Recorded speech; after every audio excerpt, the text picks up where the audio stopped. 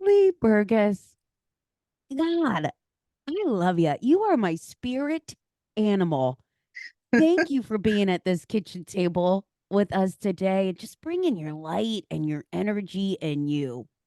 Well, I'm excited for the conversation. Thank you for having me.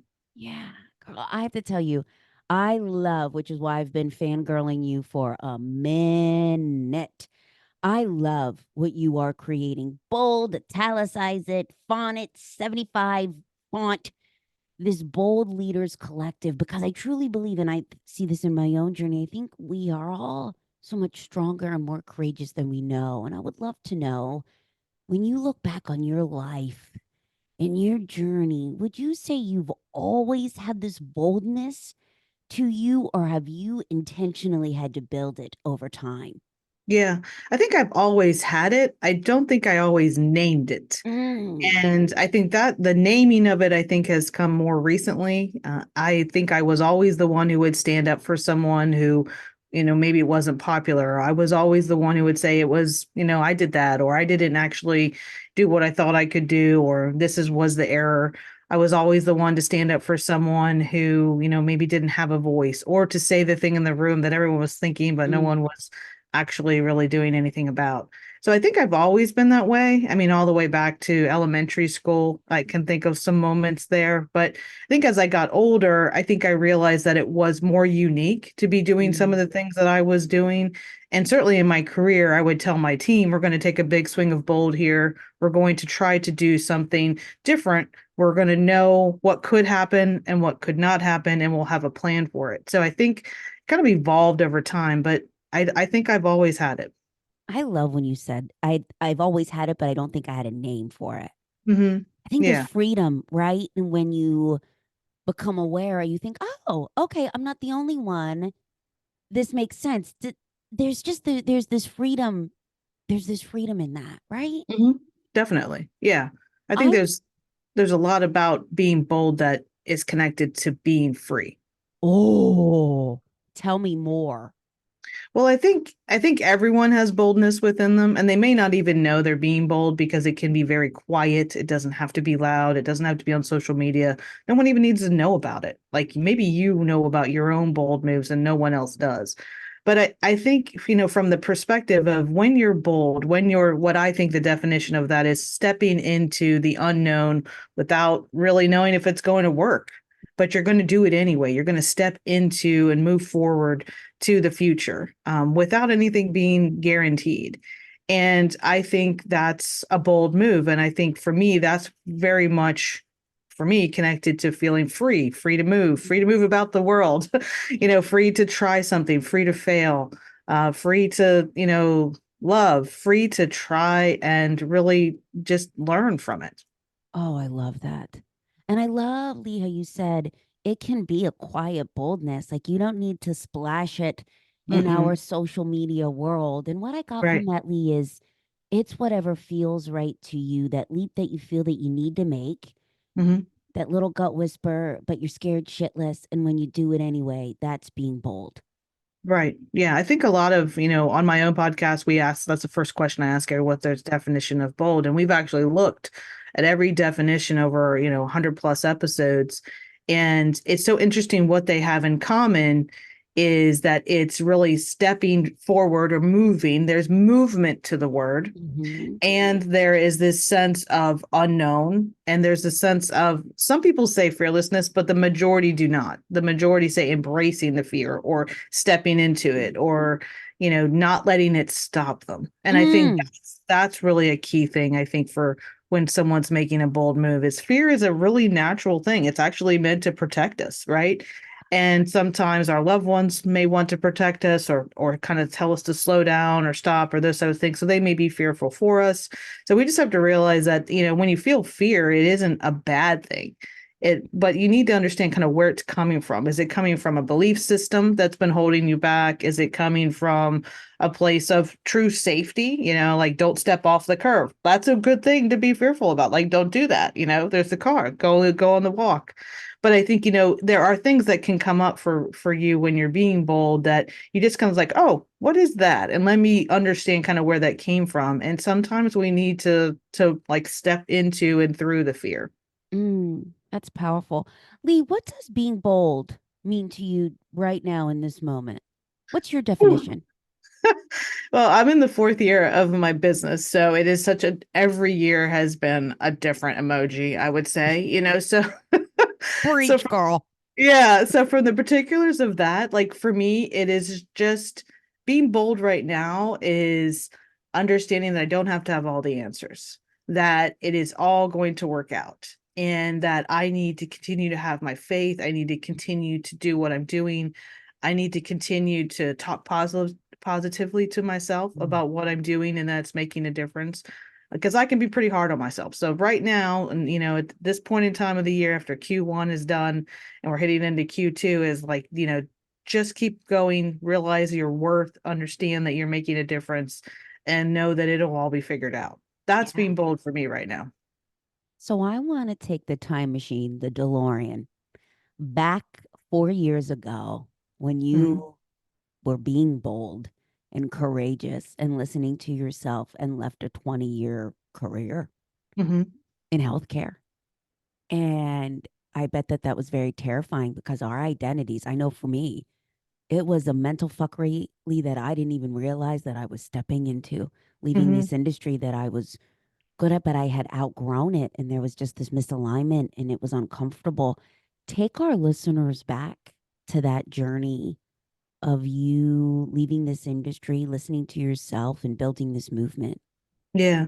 I think for me, it just got to a point, I actually was burnt out Mm. and I didn't know I was experiencing. And I just had a conversation yesterday about this, about how everyone around you seems to know you're burnt out, but you.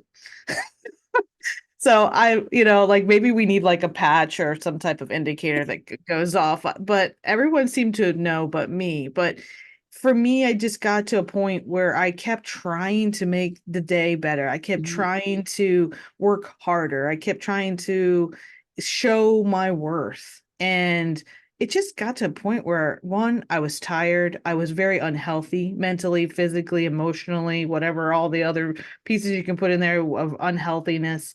And really, I just had to choose me, had to choose my family. And that was really what I was at that point when I decided to make what I called my biggest swing of bold, which was quitting my job without having a job. And I actually had to take time to heal. So I think that was very important for me not to just jump back into another world or another job or doing whatever was next without really like healing and getting back to what I would call a stable state of emotional, physical, and mental health.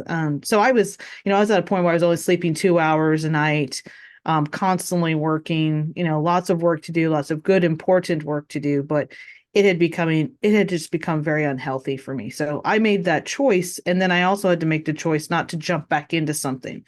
And I think it's always good to have a plan, but you need to also take care of yourself. And so taking some time, although it wasn't years or anything like that, it was just a couple months, but a couple months to me of actually focusing on me and getting my own coach and thinking about my business. So you can still do things in parallel. So it wasn't like I was just in this healing time. I was like being creative and I was thinking what was possible. And for the first time, I was like, wow, I could do this or that or make this happen. And I had some fun crazy ideas and still do, and kind of what I'm going to do next. But it was the first time thinking of a freeing moment. Like I felt like I could be anything I wanted to be. And I probably Mhm. hadn't felt like that since I was 8. So I was Mm. 48. So 40 years later, I was like, I can be anything I want to be. And I think maybe that's something we don't all realize today. Like you Mm. can be anything you want to be. It takes effort, it takes time, it takes investment, it might take resources, it might mean change, and you can still do it. I love, girl, you're taking me to church over here. For anyone not watching us on YouTube, I'm like, preach, Leigh, preach. I feel so much of my own evolution of myself in that. Yeah. And I love when you talked about I had to take a beat to heal myself Mhm. because I really feel that that's uncomfortable. I know that was uncomfortable for me instead of leaping into the next thing to Yeah. give us the validation, right? Like when you are so good at your job Responsibility. and Yeah, the the responsibility. responsibility. Yeah, yeah. Yeah.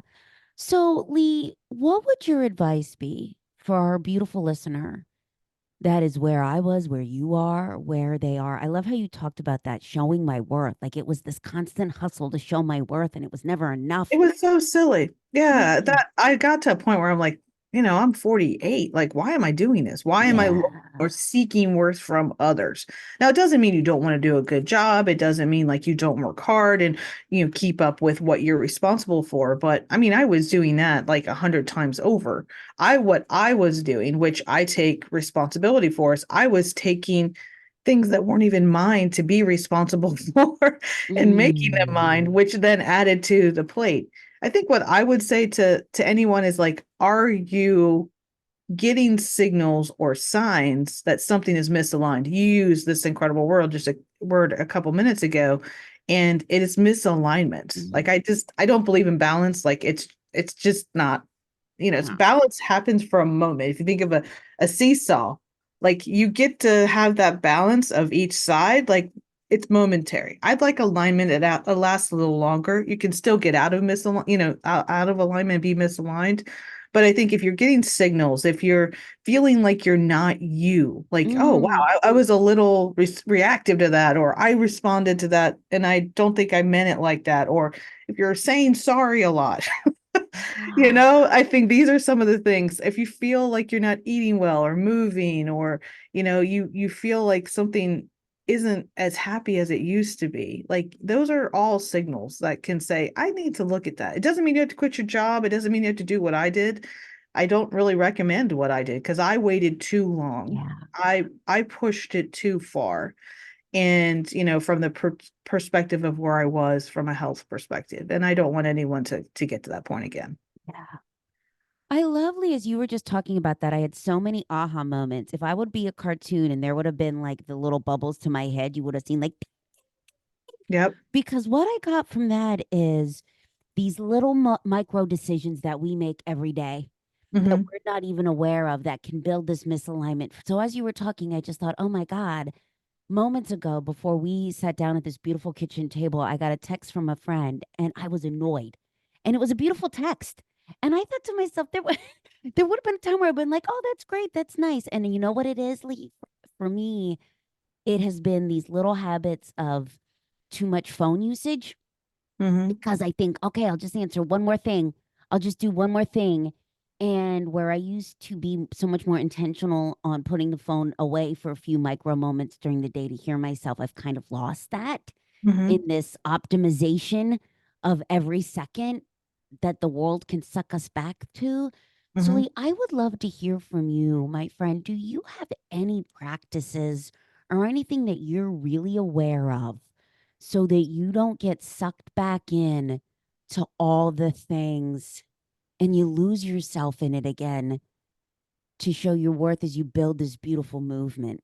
Yeah, and it happens. It happened to me in December. So, so I was on the tail end of my third year and beginning the fourth year of the business. And I work right up into Christmas Day. Like the reason I do that is because a lot of other places pause right before Christmas. Some people like, I always laugh because I try to schedule things and get things done in early December, and someone will say, well, it's the holidays starting in November, which I love. Like I'm just like, more power to you, but like I still have to work, through Thanksgiving through the end of the year. So I think things start to slow down, which is a lovely thing. But what I try to do is work all the way to the end. And I feel like I can get caught up and then enjoy time off, Mm, because other people have slowed down. So since they've slowed down, I can maybe catch up in a way, or maybe in some places get ahead. But last year, I think I got to a point where I was like seeing those signs again. I yeah. wasn't sleeping as much. I was working easily until 10 or 11 at night, and wasn't seeing my family very much. And I didn't have the as harsh of kind of like what happened to me in 2020, which I'm very glad I know the signs now. But Yes. those were the misalignment markers for me, was just how long I was working and how Mm, little I was seeing. And I had to like check myself. Like it was like, why am I doing that? And I had lost a big contract, and I just, felt like I needed to make it up and figure it mm, out and do those things, because I think it's been hard on a lot of businesses over the last year and a half, 2 years. And so I think I was just really trying to make up for something, but it was at a cost. And for me, I just needed to check myself. So, and I had a really low moment day. Like it was probably the lowest moment, mm, I want to say, honestly, of my life. Like I just, mm, and that like sounds dramatic, and I'm not trying to be, but I was like, wow, like someone said something to me. They didn't really realize that what they had said was going to reach me as deep as it did. And they mm, were really an insignificant person, mhm, like someone I don't even know that well, but they said something very, very, very mean and rude and hurtful. And I let it hurt me, right?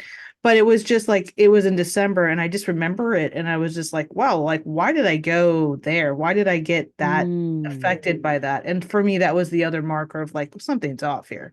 Yeah. So it was kind of like, okay, it's time to, I don't need to work all the way until Christmas Eve. I can kind of take some time. And so I ended up taking 2 full weeks off at the end of the year, and, message on for real, not just my out of office, being fake on, but it was really on.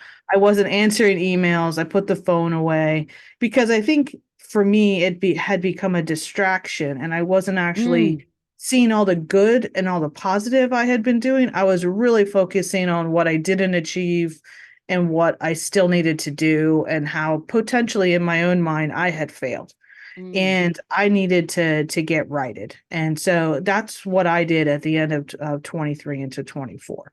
mm. I love that. And what I heard from that is creating space from all of the things, our laundry list of to-dos that we do. Lee, you'll appreciate this. I just read this from our friends at Linkage, the Sherm Company, which is advancing women in the workplace. And they said that 81% of women, 81%, we will sign on for more shit than we can physically even do. Mm-hmm. And what I got from your beautiful conversation was taking a beat from all the things, this never ending to do list, and really hearing yourself in this loud word of what you have done, and Mm-hmm. taking a beat to recognize that. Yeah. Definitely. I have this my weakness, or the thing that comes up for me, is I'm not enough. Like Mm, it's just been, and what I think is interesting is I just found out that 80% of women actually think that in some form or fashion, that they're not enough, that they're not worthy, that there's so much, there's an imperfection in them that makes them less than. mm, And so, like that's me. And so I think I'm intentionally working on that now, and it's not easy, and it sounds so silly at times. Like why would you, people who know me and who love me and care for me, like why would you think you weren't enough? Why would you think you weren't successful? Why, fill in the blank. But unfortunately, someone else can't fix what's between your ears, right? And so you have to make the effort. And for me, like it's small things, like writing 3 positive things mm, about myself every day in a journal. Like that has been very difficult, as mm, silly as that sounds for me. So like just doing things that help me understand, that I am enough, I am working hard, I am successful, I am making a difference, those types of things. So, and I don't say that like to, because someone could take that as weakness. mm. And so it's very vulnerable even to say it or to put it out there. People say, "Oh, Lee's bold, but she doesn't think she's enough." Well, you can be both. Yeah. Like it's not faking it till you make it. Like I just don't think that's what this is about. It's like actually living your life on your terms, aligned and fueled with your passion and your purpose, and that's what it's about. And that is sometimes scary, that is sometimes there's unknown, and that means that potentially things don't work out sometimes, but that doesn't mean you're weak, and it certainly doesn't mean you're not successful. As you were just talking, I was like, oh, hell yeah. When you were talking about the I'm not enough, this Hmm. is what I love so much about the vulnerability to share our shit in what Hmm. can feel like a very introverted world right now. Because as you're talking, Lee, I just had this whole moment. I just shared this with a friend the other day. I'd said, where, my story at 40, and I still carry this at 40, I'm not smart. Because Hmm. in eighth grade, this is how far back this shit goes. Eighth grade, Hmm. Mr. Bailey's math class. I can remember it like it was yesterday. I I hated have a math. Mr. Miller, and I can tell you that story. Yeah. Yes, yes, Keep, yes. yeah. I think They we might all know each other. maybe Yeah. they know each other. And he made me, I can remember it like it was yesterday. He made me stand up at this chalkboard in front of the Hmm. whole class. And I was this chubby kid. I was very insecure about myself. And he made me stand up there and he wouldn't let me sit down until I got the math answer. And I didn't know it. And I remember Oh, beads slipping jeez. down my face. And it really scarred me. And from that moment on, and it wasn't a big trauma, but from Yeah. that moment on, man, girl, that has become my narrative of I'm not smart. I was a Hmm. C student, 600 SAT scores, and I think that's where my addiction to achieving more, to wanting to show more comes to show the world and me. I am smart. Like I love when you said, no one can fix that but you." Hmm. Tell us your Mr. Miller story. Mr. Miller was junior high, eighth grade, algebra, and I had gotten a C on an exam. I was a really good student, but math, Yeah. it wasn't my thing. And I went up to him and I said, "What can I do differently? Or is there something I can learn? Or, maybe, take some worksheets or something." I was just asking for help.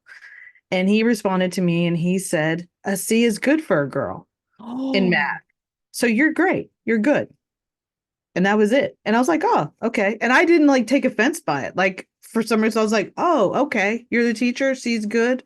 My mom didn't think a C was good. My mom always was like, "Do your best. As long as you tell me you're doing your best, and if you get a D or an F or C, like I know you're doing your best. But if you're not applying yourself, like my mom was all about application, which at times I wasn't applying myself in some things." Yeah. But he said a C was good. And from there on, like that was my trajectory for math, which like led to certain things in college and things like that. Like I had to take remedial math to get in, that kind of stuff. But I mean, I was able to do it. It wasn't that it wasn't possible. But I never took trig, I never took calc, I never did some of those things which are like entry level to get into to college. But and to this day, like I will say, I'm not good at math. And so, but yeah, that was Mr. Miller, eighth grade. And Mm, he didn't know. Well, I think it's a pretty jerky thing to say now. Like, yeah. I imagine like that was okay to say then. It's not Mhm. okay to say now. It wasn't then either, but Mhm. I took it to heart. And so, like, it's been something that's stuck with me. Now, have I been able to overcome it? Yeah. But it still pops up. Like, I'll be Yeah. like, oh, I need my calculator or I can't. And it's interesting even how I do math, like how someone solves a problem, which I think we could also take this and apply this to our lives. Like I'm good at math, but I might do it very differently than how my husband does it or how my daughter does it or how you Mm, like I'll take something like and I'll multiply it times 100 and then do the secondary calculation. Like it'll be interesting how we get to the answer.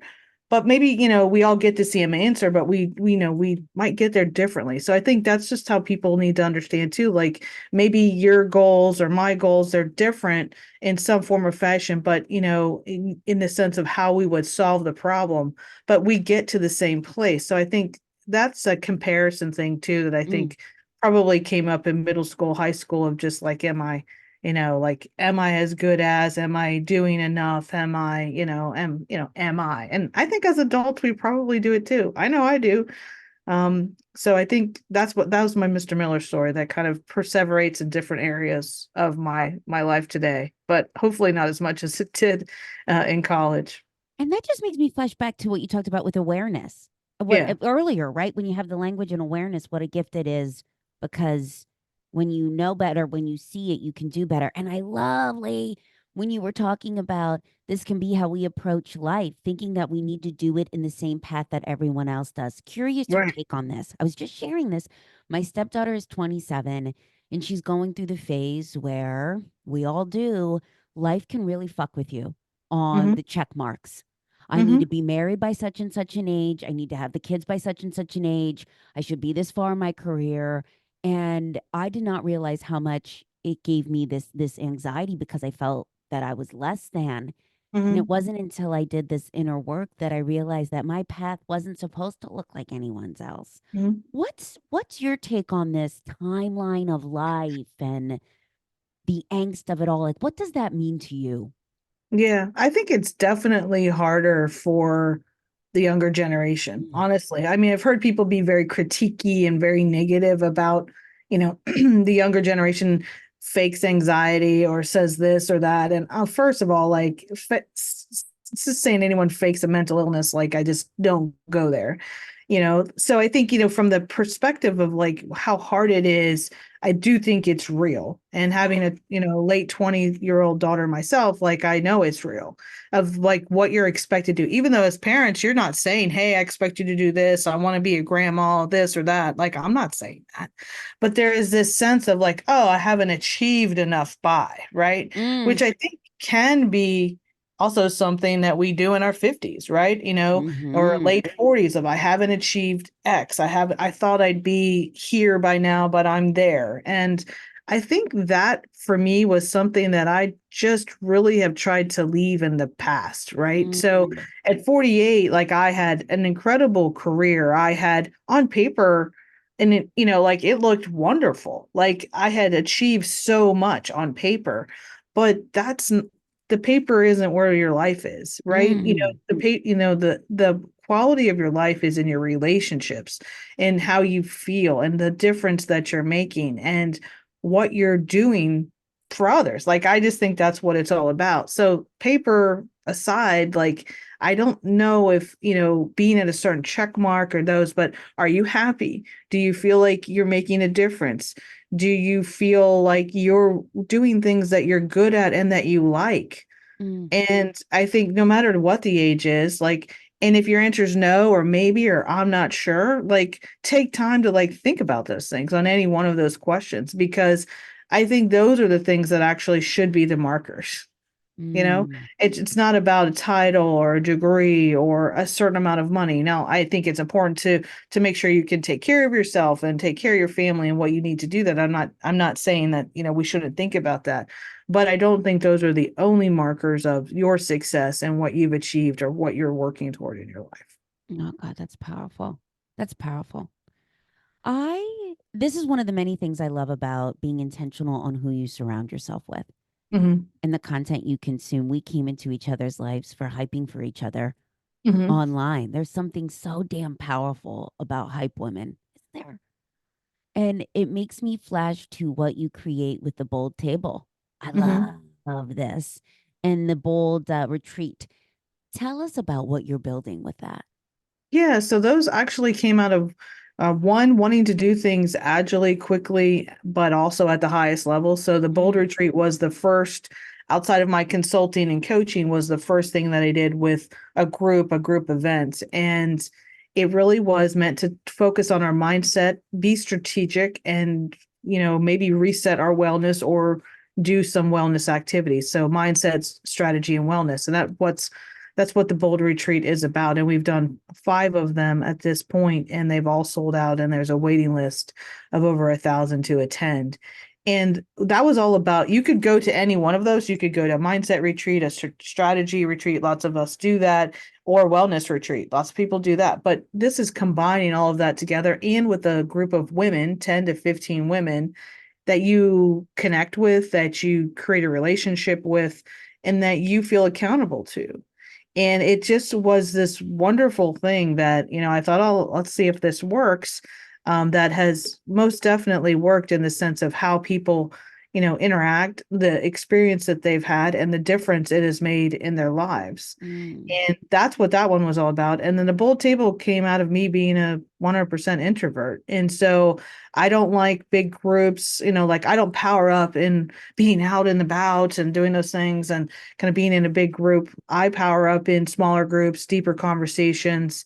And I always want things to feel good, to be at a level, like just feel like a big hug. Like any event I do, I want it to mm, feel like a hug. And so the bold table really came out of that, with that is 40 women coming together almost like a dinner party. Like I bring my friends, you bring yours.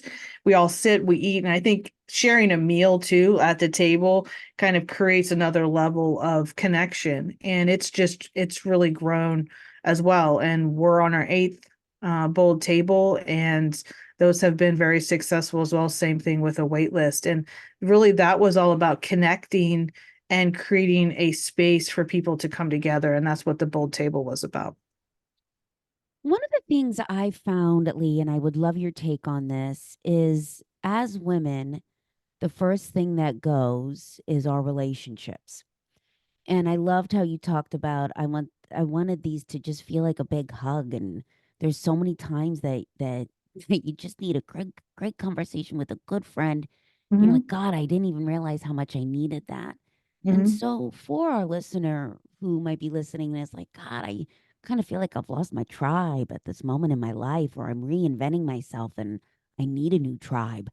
Where would you recommend that they start to build this space of hype women and a hype tribe around them? Yeah.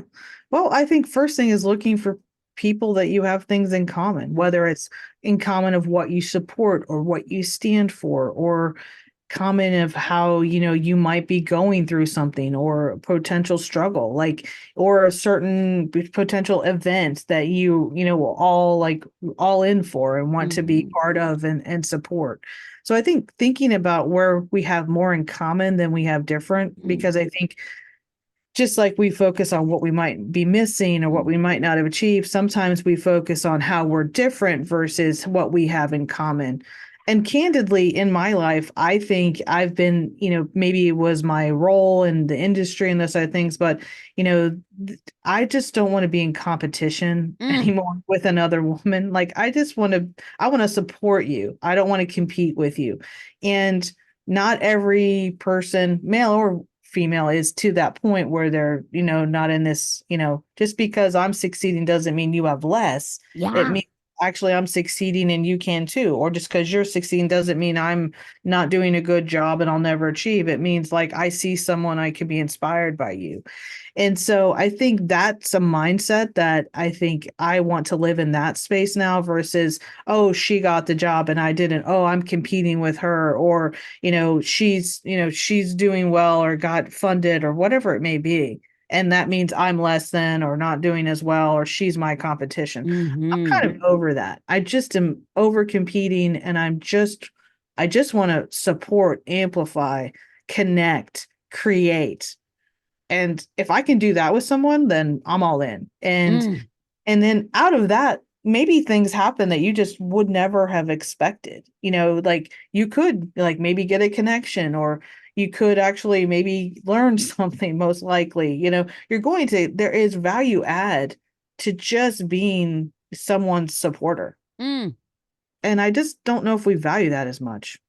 Girl. Yes, yes, yes, yes, yes. I am over here about writing things down, italicizing. I love how you talked about I'm just over the competing. And I love when you talked about it just because I might be exceeding or excelling at a certain level doesn't mean there's less for you. And to Right. reframe it, if I can do it, so can you. Hmm. I just had this whole moment yesterday. 6 years ago, I met this beautiful woman at a conference, and I loved what she had to say on stage.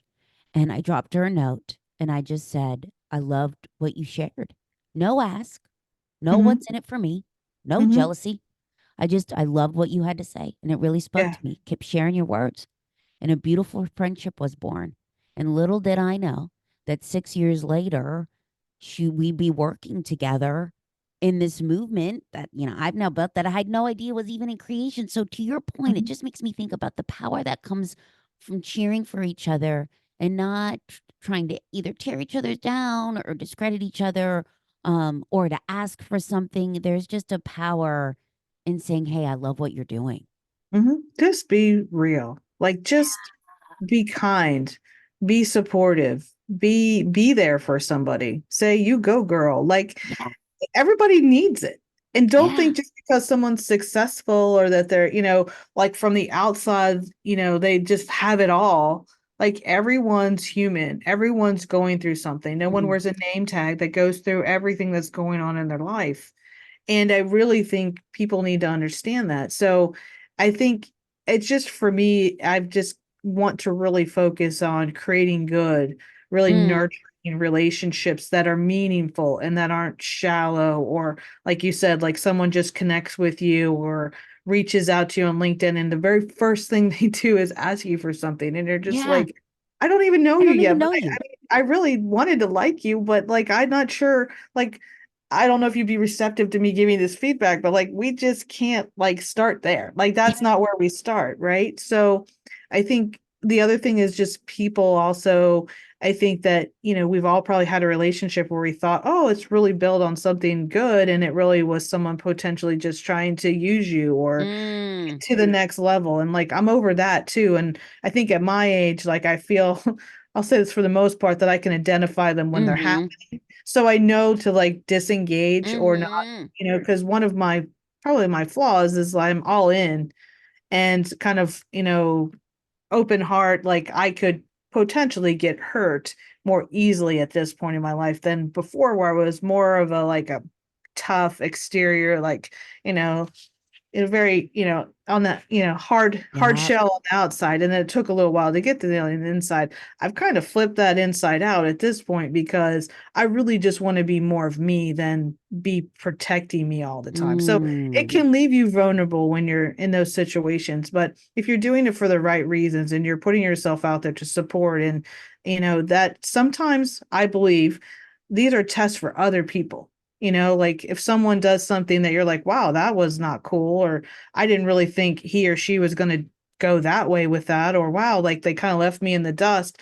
Like that wasn't about you. That was actually a test for mm, them. So I always think of it that way too. It's like, okay, I learned from that and I'm going to keep doing what I'm doing, but I'm not going to stop being open or supportive or, wanting to help others just because of that experience, but I'm going to learn from it. mm. As you're sharing all of these beautiful nuggets and in the life lessons that you've learned in your self awareness, Leah, I would love to ask you. You can look back at that young eighth grade Leigh. What would you tell her? I think for me, my advice to my younger self would be just to take it easy on yourself, not be so Mm, hard on yourself. And I think I lived a lot of my life, and I still work on it today, but I lived a lot of my life trying to make sure nothing bad happened to anyone. Like, and that, everything worked out, that everything went as perfectly as it could, whether it was work or relationships or my family life. Like, and that is exhausting. And mm, it also creates a sense of intenseness and, for me, inability most likely to have actually taken in all the really good stuff because I was so worried about the shoe dropping, or like, I couldn't actually, oh, I don't want to be too happy, like, because something could happen, so mm, I lost my brother when I was 6 and he was 11. And so for me, I was all, I learned very early that nothing's guaranteed. mm, But I think what I tried to do from that point forward, and not because anyone forced me or anyone said I had to, but I tried to make sure everyone was safe, that everything was okay, that nothing bad was going to happen, that, we can prevent anything bad from happening. And I think I kind of really pushed that to the mm, the highest limits in my, through my 40s. And so I think I just try now to be present, take in the moment, and not be so hard on myself. So I think that would be my advice to my eighth grade self. mm. I love that. Here's to the lessons, girl, and the Yeah, evolution. It right, is for an sure. exciting day here on April 2nd when we are sitting at this kitchen table, you and I, because the book, the words are coming out to the world, girl. Tell Yeah. us about it. Yep. So my book will be out in the fall. Today I did my cover reveal, which was fun to show everyone kind of the work and the things that were coming into Fabulous Forward by Bonnie Wan and the Afterword by my daughter, and just a very special project. Really, it's about the bold framework: believe, own, learn, and design. How to apply it. It has stories, exercises. It's a great read for anyone at any point in their journey that they want to just get back to being themselves or get realigned or just have some new strategies in their toolbox to take it to the next level. because not everybody has to like do this huge pivot. You may just be tuning, you may just be tweaking, and this can help you with that. Or you may say, hey, I need to like do an overhaul and I need to really start over. And so it gives you the tools for both. So I'm excited to share it with you, with the world, and to be able to spread the message. And for how, the intention of the book is that they ask you that when you're first starting to write, or if you want to be, picked up by a publisher, like, why do you want to write a book? And for me, it was scaling my message. And I wanted to have the bold framework in more people's hands than I was doing in kind of my efforts over the last couple of years. So I'm hoping that it'll help scale just the feeling of hope and the feeling of opportunity that it can create by being bold. Mm. See, for our tribe that is listening to this conversation, sitting at this kitchen table with you and are thinking to themselves like I am, I want more Leigh. Give me more Leigh. I want to know about the table. I want to know about the retreats. I want to know about the framework. Where can we follow you and stay connected to your work and learn out more about this bold leaders collective and this tribe and this movement? Yeah, definitely. Thank you. The website's a great place. So it's leigburgess.com. And then, LinkedIn and Instagram, those are the best places to follow me. I'm really a baby on Instagram. I'm just starting out there. I have focused most of my time over on LinkedIn the last several years. So I'm starting to go into other places and spaces, which I think for some probably sounds like, oh man, she only has X number of followers. I have less than 100 followers on Instagram. So, but I have, almost 17,000 on LinkedIn. So I've really focused there. But those are the best places to find me and to connect with my message and to hopefully be inspired by the tribe and what they're doing and what we're accomplishing together. I feel like I really want to create a space where people to come together and then they create the magic and they Mm, do the work. And they're really what makes it so special. mm. And I applaud you for stepping in a new lane. Shit, in our world that makes you feel like if I only have a certain amount of followers, then that's my worth and that's when I'm good. Yeah. Girl, we all had to start somewhere. I Well, remember, right? There yeah. was a time when I was like, oh, I had like 50 followers, and I was like, oh, okay, I guess this is what it is. Yeah. So I That's me applaud, now. yep, applaud you for starting, for starting. Yeah. That's the hardest Yeah. thing. And Yeah. I guys, had, I'm gonna link the website. I'm gonna link the LinkedIn. I'm gonna link Instagram, all of it below to stay connected with our girl and our tribe. yeah. And Leigh, you were gonna say something so beautiful, and I cut you off. Please share. Oh no, I think sometimes when we connect our worth to things like that, likes or followers, you don't really realize like, whether you have 60 followers or 6,000 followers or 600,000 followers, you just have to reach one person with your Yeah. message. You just have to be there for someone or create that moment. I mean, we've probably all had this where someone said, I needed to hear this today. Your message hit at the right point. And it could be one person. And to me, that's a success. So I think I love that you just reminded of us that it doesn't mean it's tied to our worth or those types of things. And I started with 80 followers on LinkedIn in Yep. 2020, and now I have 17,000. So, and again, being thoughtful about what you want your followers Mm, for and to do and what's the intention, right? So I think that's important too. My intention is really to reach as many people and to hopefully support, inspire, and create opportunities for people to connect. And if I'm doing that, then I feel like I'm successful. And yeah, start. It's never too late. Just start. yes. Begin, begin. That's one of my favorite quotes, right?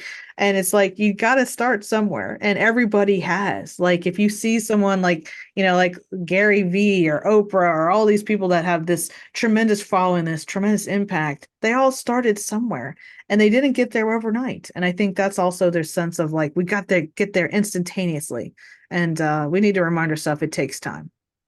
Thank you for that permission slip, my friend, to remind us that it ain't about you. You can make it Hmm. about you, but it's about the message and the words and the movement. Hmm. I love you. Thank you so much for being here today and being bold to build your words and your movement because I want you to know this, my friend and beautiful human. It has impacted me personally, and I know that I am not alone.